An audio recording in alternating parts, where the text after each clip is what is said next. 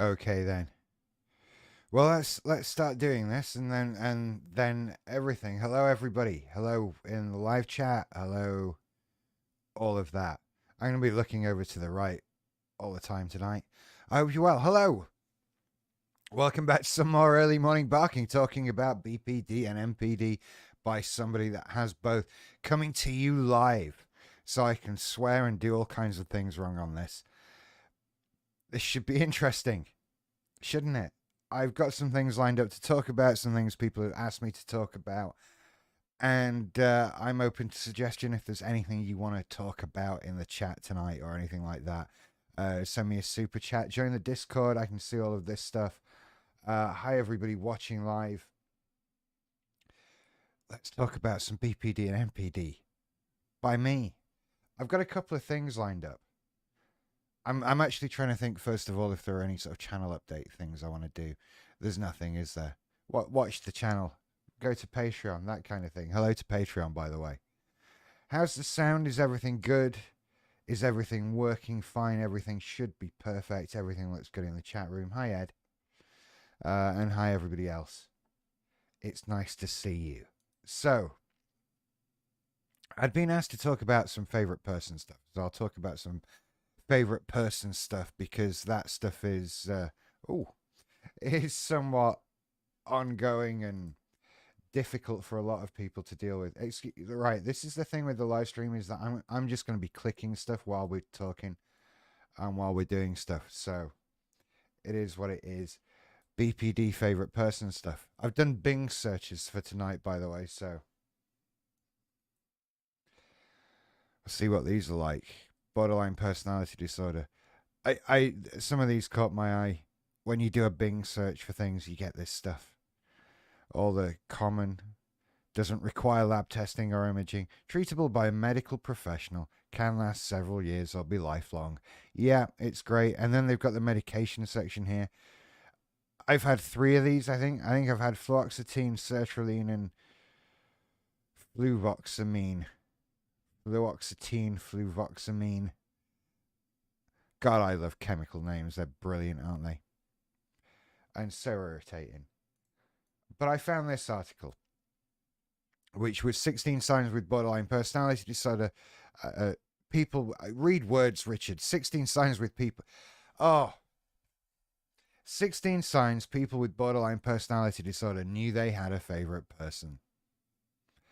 This is not that. It's a terrible name for this article. But it seemed like a good sort of jumping off point. You know, it seemed like a good thing to do. You can only hear me on your left ear. Really? That's interesting. That is interesting. Right, I have to fiddle with stuff before we do this. There we go. That probably helps. I imagine you can hear me in both ears now, actually. So, okay, right. 16 signs people with borderline personality, right? These are just like some things that people have said, and they've found 16 things people have said, which kind of sum up what it's like having a favorite person. So I thought it would be good to sort of go through some of these, and we'll just see how it comes out. Not everybody will have all of these. Not everybody will do all of these. Whatever, and some will be bigger than others, and that sort of thing. As with all stuff with BPD and MPD, your mileage may vary. That sort of thing. And the sound's working now. Brilliant. It was a setting. It was on my end. Don't worry. Thank you for letting me know. I think about that person constantly. Number one. Yeah. Now it sort of goes to show straight away how close some of these things are to a very Disney-esque romanticized version of falling in love with somebody. Right? I've done a video on this. Real love or favorite person. And when you write some of these down, they sound quite nice. They sound quite romantic and loving. I think about that person constantly. Isn't that sweet? Isn't that wonderful that you just can't get this person out of your mind, that whatever you're doing, that this person is at the forefront of your mind? And no, no, it's a bad thing. I've just noticed my screen layout, and I've put a watermark over my face. Ah, live shows, live shows. Let's do something crazy here, because doing this is easier than figuring out how to turn the damn watermark off. There we go. Now I'm in the bottom left. Actually, I've almost got a top right kind of feeling. I don't know. We'll leave it there for now. But it clearly couldn't stay where it was. Anyway, I think about that person constantly. It sounds really nice. Here we go. Adeline R says, my FP is normally someone I'm interested in a romantic way. Yeah, because it feels like that, right? It feels like that classic can't stop thinking about somebody, and you don't stop to think that that's not good. That's not a healthy thing, is it? You're supposed to think about different things and different people in different ways and contexts as well. We're not just talking about being in love with someone, we're talking about obsessing with someone, right? That's thinking about somebody constantly. You're not supposed to think about anyone or anything constantly. You're supposed to have a range of things going on in your life, and a range of things, of stuff that interests you, and thinking about one person constantly. As this person says, I obsess about him, her. Them is a word for that. You know, it's not good, it's not healthy. I'm going to get my glasses, because, by the way, I'm doing this with an absolutely banging headache that paracetamol is not touching, which is a very rare thing for me. I'm hoping it's not COVID related. Mucky glasses. So I think thinking about a person constantly, bad. Number two, he can make me live when I want to die. And I think things like that are sort of a recurring theme throughout some of these, you know. A word from them brightens your day, that kind of thing. He can make me live when I want to die. They're the person who makes everything better, right? It's not just support, it's support from them that is the most important thing, and the thing that matters the most. And God, it's not a great state to be in, to be perfectly honest. Again, this is putting the responsibility of your well-being in the hands of somebody else, right? They can save me. They can do this for me. They can bring me back from the brink. That puts an awful lot of responsibility on them, don't you think? That's really difficult stuff for someone to deal with who will not have asked for this, right? Nobody really wants to do that for somebody. That's a horrendous thing. What if you're not there for them? What if they aren't there to bring you back from the brink, because they have a life, they have all of that normal thought we talked about with the first one, that they're not thinking about you constantly because they're more neurotypical? It is a good state of affairs to be in a relationship with someone where you're both each other's favorite person. That sounds really awful when you say it out loud, doesn't it? There's some codependency right there. There's some just bad functioning. Which leads to this. If I don't hear from them, it causes fear. Yeah, because look, he can make me live when I want to die. So if you don't hear from them, fear, right? Of course there is, because they're the only thing that can save you from yourself. You need your favorite person. They're so essential. And you've put all your responsibility of your well-being, your health, and your safety on this person. So if you don't hear from them, my God, of course, panic, fear, anxiety, worry, all of this. What if they aren't there? What if I've lost them? You know? And that leads you to this fourth thing. These are actually in a pretty good order. I knew he was my favorite person when the black and white thinking started. Nobody's perfect, right? Nobody's black and white, good, bad, perfect. We're all people. We have flaws. We do some things well and some things badly. In all relationships, romantic, friendly, family based, or whatever, we will inevitably do some things to people we're in these relationships with that upset them or make them mad at us over the course of a relationship, because people make mistakes, people say the wrong things sometimes, people, there's so many reasons and ways that we can upset somebody. And what people with BPD do with their favorite person is idolize them. They're the perfect person that can do no wrong, that is all good. And that's bollocks, right? That doesn't work. Nobody is that good, nobody is that wonderful and that perfect, that amazing image that we build them up to be. And so in order for them to continue to be our favorite person, we just have to scratch that out. Just ignore it. Just let it go. They are perfect. They're perfect. Right?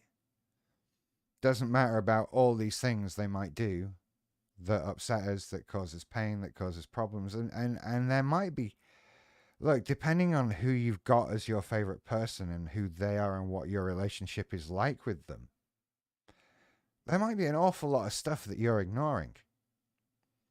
Right? This is highly likely it's some sort of toxic, dysfunctional relationship because you've got a favorite person, right? That's already a bad state of affairs. And who knows what you're putting up with? You might be in a very abusive relationship. You might be in a physically abusive relationship and you're papering over the cracks with this favorite person stuff because they can do no wrong.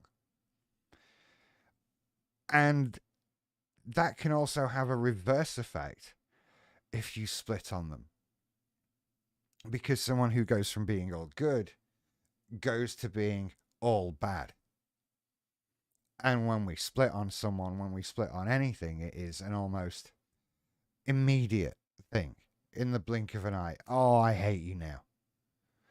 And when you've got somebody that is so massive and so important, that if you reach a point where you can't ignore these flaws, or something makes its way through and it flips somebody over into being all bad, that fall, that descent is enormous because they were so high up in our opinions. They were just amazing things. And now they've fallen down to being garbage. And that's a long way for somebody to fall, right? We put them on a pedestal and then we knock them off it. And that hurts us because there's anger at them, there's frustration and rejection, there's all these things that make them unavoidably not a perfect person. And we get angry about that. And on top of that, it starts to really damage your relationship with that person because you just split on them. That's another video. So your friend with BPD has split on you. They've realized you're not perfect. They've realized that you are somebody who has flaws and problems to deal with. And now that's just too much for them. You can see why this is a horrible thing. You don't want to be somebody's favorite person. Number 5, this is going to take all night, isn't it? My emotions are completely dependent on them. See, I think about this person constantly. He can make me live when I want to die, sort of stuff. My emotions are completely dependent on them. Taking responsibility for yourself and giving it to somebody else. You're making yourself childlike and giving somebody else that parental responsibility. You do go through a period in your life where you are that dependent on somebody for well-being, for state of mind, for everything. It's called infancy. It's called childhood when you have an actual parent whose responsibility it is to raise you and keep you safe and well and all of that sort of thing. And then we grow up into adults, we have our BPD, and we need somebody we feel to take on that parental role, and we pass that on to our FP. Right? It's such a burden. And that leads us to this one. See, these are in a good order. Number 6, I'm constantly terrified because I'm constantly terrified they'll abandon me because I'm too much. And we are, right? What that is saying is, I am worried all the time that somebody is going to have enough of my shit. Basically, we know we're doing it, right? We know we're putting this weighty responsibility on another person who hasn't asked for this weighty responsibility. And we know it's a big ask. We know it's too much. We know it is, because who wants that? You aren't a child. You aren't somebody's responsibility in that way. So we know we're pushing our luck. We know we're on borrowed time all the time. So we're constantly worried that they'll abandon us. And that makes us more intense, right? When you think someone's going to push you away, you cling on, you hold tight.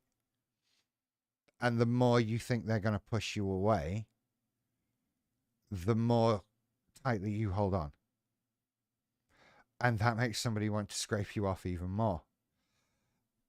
It's something I've been accused of so much over the years by various favorite people. And it's such a hurtful thing, because it comes from a place of fear. It comes from a place of panic and worry, because you're so reliant on this other person for your well-being. It is annoying for them. It is something that other people can see you doing and be sort of disgusted with, that sort of thing. And because you're so desperate for them to like you, that leads on to this number 7 one. I get jealous when they spend time with other people and not me. Because, of course, if your favorite person is going to spend time with other people and not you, that means they hate you, right? That means they don't really want to spend time with you. That means that they hate you. They're just tolerating you. And we are moving closer to that point where they say enough and abandon us. And that sets in that panic that we've just talked about, right? That fear, and we cling on even more. And we try and cut people off. We try and we'll stop people from seeing other people. This, I think, is some of the more controlling behavior that comes out of BPD. In MPD, it's so much controlling behavior, right? That's what it is. That's narcissism.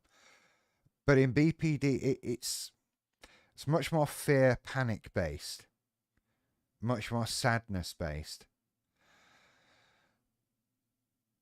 And there is this need to control, because it's through fear. You're afraid they're gonna leave, because, as number 8 says, absolutely everything revolved around them. That's basically the same as number 1 and number 3. You see, these get a bit general. We're not going to do like all 16. I feel almost normal with them. There, yeah, there's a homeliness to it. And I think it's because we give people that responsibility, that parental role over us, it frees you up to worry about other things, or actually not worry at all anymore. You get to feel, air quote, normal around this person. Yeah, because you've handed off all your problems, right? Of course you feel much better. Someone else can worry about all that stuff. I don't need to sit there worrying about all the problems in my life if someone else can do that for me. And all I have to worry about then is that other person. And if I'm there with them, then we're all good, right? We're in this little bubble. We can ignore everything bad in the world, and that other person can just look after me and make sure I'm okay. So, of course, you feel normal when you're with them. You know, number 10, when I upset her, I get so incredibly upset with myself. Yeah, this just keeps coming back to that whole they're important because I am dependent on them. I don't want them to get fed up of my bullshit. So when I upset them, I know that I'm pushing them closer to that moment of abandonment. So I get incredibly upset with myself. There's going to be an element of being upset that you've upset somebody, as any general empathic person would have. None of us want to hurt somebody. We don't want to upset anybody for any reason. But the fear of upsetting that favorite person, that's even greater and brings with it anxiety and fear and tension and that sort of thing, because you are constantly just on edge, that knot in your stomach of what am I going to say to wind her up this time? What could I possibly just come out with that I'm going to think is something fine to say or something funny, and I'm going to look across and she's just glaring at me? So much fear. Now, this next one is a little sort of removed, I think, from what we've talked about so far. The I literally become them. I literally become them. My mannerisms change, word choice, temperament, all of it. It messes me up, and soon I forget who I am. Thank you, Jacob H., whoever you are. This becomes. This is a good one. This is a good one because this is masking, right? And this is a lack of sense of self. Now, I feel that this almost also ties in to putting somebody in a parental role to a certain degree. We get a lot from our parents. There's a lot in myself that I recognize from my parents. And it is those things: mannerisms, word choice, that sort of thing. And the older I get and the more I start to look like my dad, the more I notice these things about myself, right? And that's normal. That's what's meant to happen. That's you when you're a child, you pick up these things from your parents, from the people that you're around. And as a child, that is parents, right? What do you have friends you go and hang out with regularly? You're 8. No. And that gives you some sort of start in life.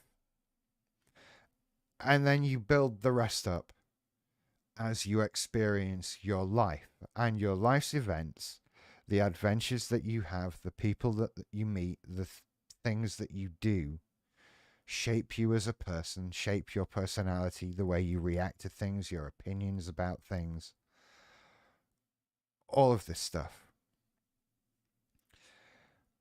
And if you've got BPD, you struggle with that. You struggle with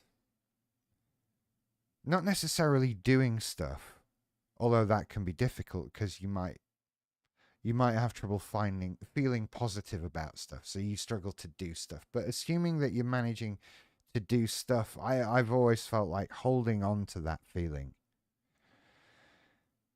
is very difficult. And so many things to do feel so unfulfilling that it's difficult to find things that make up me, and for me to notice these things, and for me to feel positive about these things. Because with the BPD, you've got the constant worry of, do people really like me? Is everyone tolerating me? Am I a nice person? Am I a good person? Who am I? Does everyone hate me? All of that sort of thing. And so you sort of second guessing all of who you are as a person all the time. If they don't all like me, then it must be me, right? It must be me that's wrong, doing the bad thing and all of that.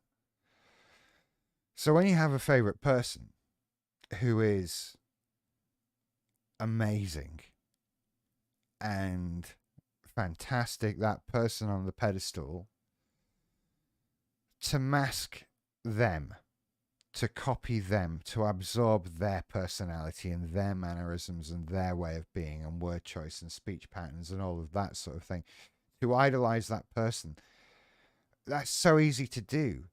There we have this, it's like you're giving yourself a blueprint of what you feel a perfect person should be like. So why not be like them? Right? If you're going to pick anyone to be, if you're going to construct this personality for yourself by masking because you doubt who you are and you feel very empty in the first place, there's a great source of personality to pick up on, right? Your favorite person. They're amazing, so be them. Um, Clearly, so so bad as a thing to do. Just really not good. And this is another thing that in turn freaks people out, bothers people, pushes them away. We have to cling on, etc. We start that cycle. We start other insecurities. It's just I'm starting to feel with every favorite person relationship, unless you fall into some sort of codependency with somebody who is similarly unwell, then it is just a matter of time before we destroy these relationships, whatever form they are. Right? I think we destroy romantic relationships before friendships. And actually, I don't know. I don't know what it would be easier to destroy with this sort of behavior. If you were FPing just a friend or a romantic partner. I think, God, I don't know. I've never FP'd a friend. That's my problem in my own personal experience. I've never had a friend as a favorite person, and so. Oh no! What am I talking about? That's a complete lie. I had like 5 at one point, and yeah, I think with that many people, it's quite an odd one, that, because I talk about to get over a favorite person, you have to have other people in your life. And this idea of having multiple favorite people seems counter to that. If you can have multiple favorite people, then how do you get over having a favorite person by having multiple other non favorite people in your life? Can't you just end up favorite personing all of these people? I think for me, it depends on the structure in which those multiple people are in your life.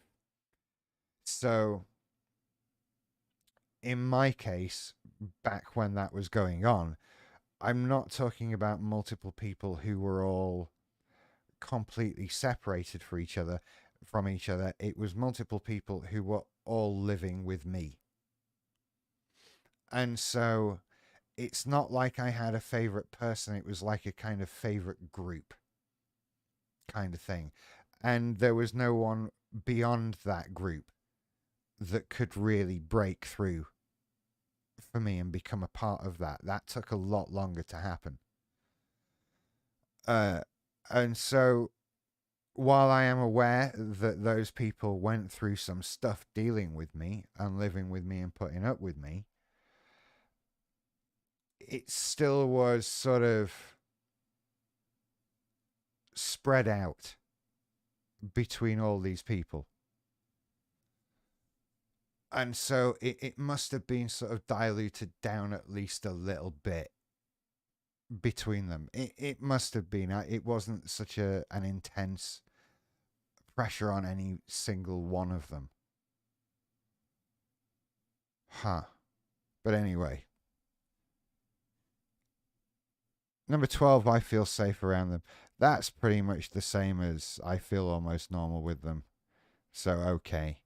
I start to get butterflies when their name shows up on my phone. that's one of those, when I've talked about it being in, in some cases it is the Disneyfied version of falling in love with somebody. Oh, I'm getting messages from them. I'm so excited and that sort of thing. And that is a legitimate thing that happens when people meet and fall in love, right? You get excited. You're hearing from them. They finally texted back, all of that stuff. Yeah, it on the surface, wonderful. Underneath, not so much. And we're talking about romantic partners there in that case, because that's how it sort of mirrors this stereotypical idealized falling in love pattern. But you shouldn't get that with friends, right? I have lots of friends, so I don't get excited with butterflies in my stomach when they text. That would be weird. So I think that's much more of a that's a much more obvious red flag for when you're dealing with someone who's just a mate, right? And this next one sort of disturbs me. No matter how many times I push him away, he continues to reassure me he's going nowhere. It's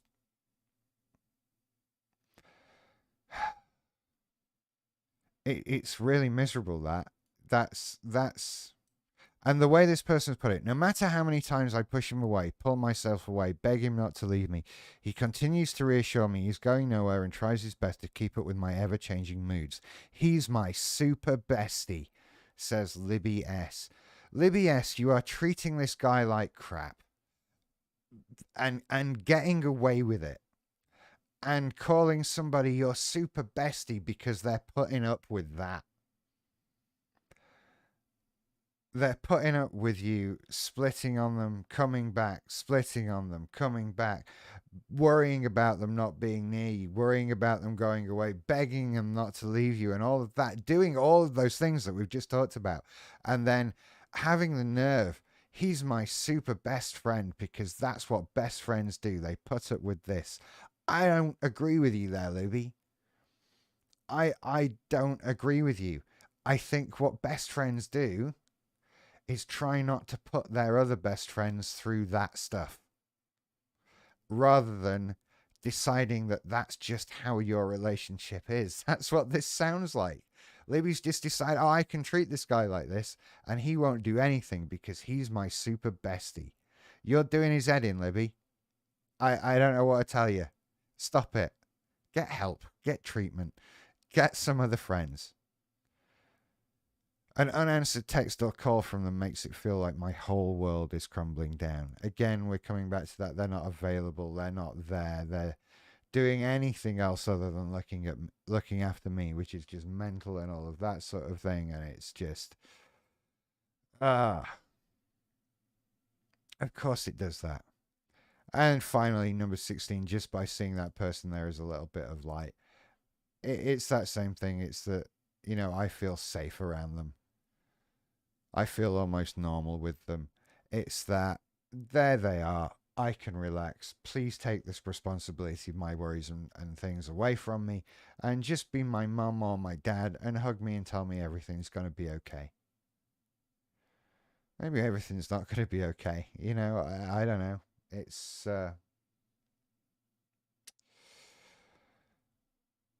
sometimes you have to get used to dealing with that. Anyway, I digress.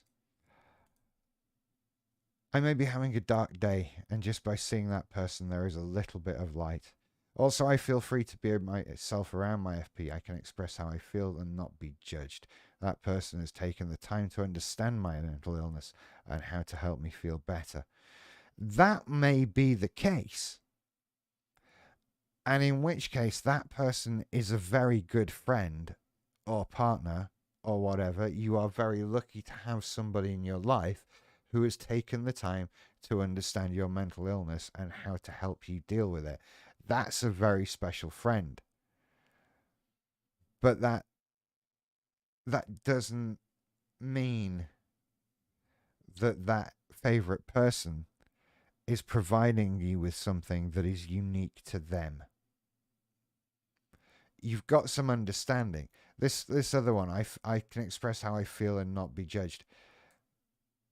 Yeah, we all need people like that in our lives. We need people we can share things with, people we can talk to about stuff, the weird stuff that's going on in your head. You know, who wants to be judged all the time for expressing how you feel? Do you need a favorite person for that? Is that what you need? It doesn't seem so. I think that this is what a good friend is.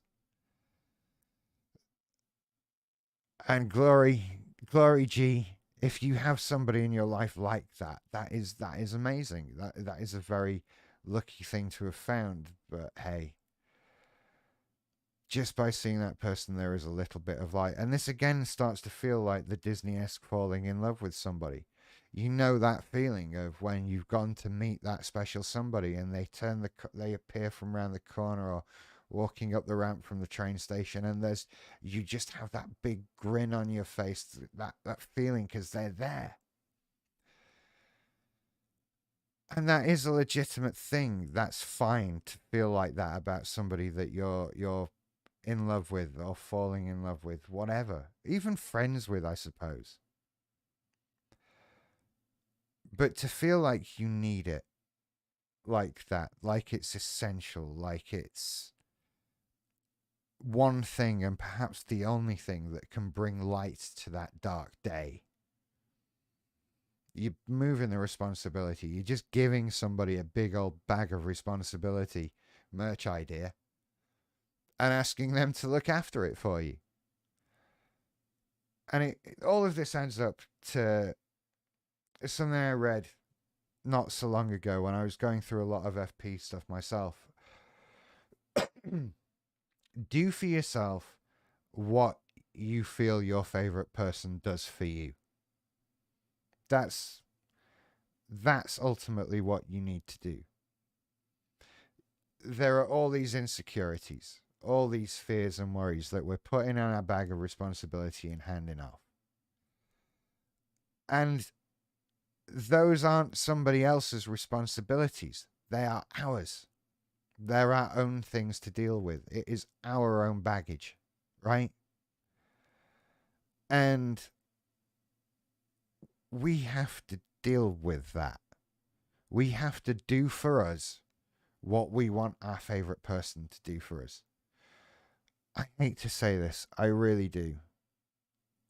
And I'm sorry if this is an offensive thing, because it kind of offends me too. We need to grow up. That's what it feels like. All of this is making ourselves childlike, is making ourselves defenseless. I'm going to come back to the big camera shot and be big. There you go. So all of this is making us childlike, right? We're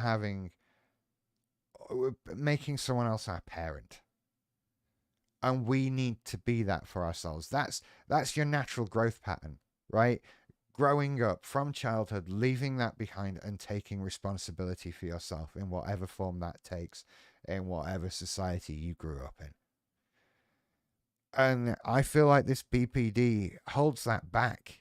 It makes me feel like I can't cope with those things, especially stuff that I've been trying to do for a long time and not achieving. It's a worry. Like, what if I can't do it, right? What if I can't do it? What if I need to have somebody to look after me because I'm incapable of looking after myself? Because in many ways, I haven't managed it so far. Why am I going to manage it now? Well, speaking personally, I can manage it now because now I'm aware of it. Now I'm working on managing it. It's not an overnight change. It's not just, oh, am I doing that favorite person thing? I'll stop that then. You can't just do that. It ramps down slowly. You move away from it, and things feel better over time. But there's a lot of work to do with it. There is so much self improvement to do those things to replace what your favorite person does for you or what you feel they do for you. Because I mean, look, there's a difference between that, between what they actually do and what you feel they do. All of that stuff about they're the only thing that can make my bad day turn out good and all of that. Do they really? Are they really? What do they do? What do they do? Can you not do that for yourself? What's the deal? Really? It's uh it's hard work and it's terrifying. You have to just sort of throw away your. It's like your favorite person acts as a safety net to a certain extent, right? They're that thing that will catch you if you fall because we're worried that we can't stand up ourselves. And to move away from them is like removing that safety net and then learning to do the trapeze. It's like, well, I was no good at the trapeze. That's why I've got a safety net. Like, well, you can't have a safety net. You need to learn to do the swinging thing. So we're going to take the thing away and then you can learn to do the swinging. Like, no, can I do both? Can I learn to do the swingy thing and then get rid of the safety net? And the truth is, I'm not sure you can. You can try and do them both at the same time. Like, just try and do it and then we'll sort of move the thing away a bit. I don't know. You can't, I don't feel you can really move on and still cling on to this support system. You need to let go of it. Not, not get rid of it, not remove your favorite person from your life or something like that. That's not what I'm talking about, but you need to become less reliant on it. You need to move away from it, which can be difficult. And how you do that, God, it takes time, it takes work, it takes effort. Finding new friends, finding different things to do, recognizing the behaviors that you have that are related to this, separating out genuine emotion and feeling from the stuff that is induced by the BPD and the favorite person stuff. The worry, the panic, the fear, all of that kind of thing is very terrifying. So the best I can say is good luck with it all. Well, no, the best I can do is make a series of videos and put them on YouTube about how I managed to deal with it. So we're doing that bit, right? That's what I can do for you.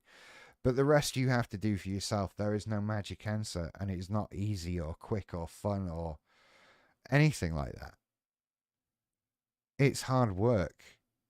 So you just have to get on with it. And as they say, the best time to start anything is now. So, you know, that's it. I'm going to leave it there because I feel like I've been talking just myself for about 3/4 of an hour now, which is a lot for anybody to hear. I would like to have call ins on future live streams, which will be every Monday night at midnight UK time, which is 7 p.m. Eastern time at the moment. I'm not set up for it as I sit here right now because I need headphones for that. I don't want to sit with headphones on all night. So I'll come up with something. I think I need some little earbuds or whatever. We'll figure something out. Thank you everybody for watching. Back next week with another one on videos throughout the week and that sort of thing. And come on over to the Discord. It would be great to see you there at patreon.com/early morning barking. So you take care. I'm going to do a very disjointed, confused sort of turning off the stream thing now. So I don't know if I'll do a I'll see you later. Bye. Fade out kind of ending. This is just going to be the kind of, oh, how do you turn it off? So, oh, how do you turn it off? Like,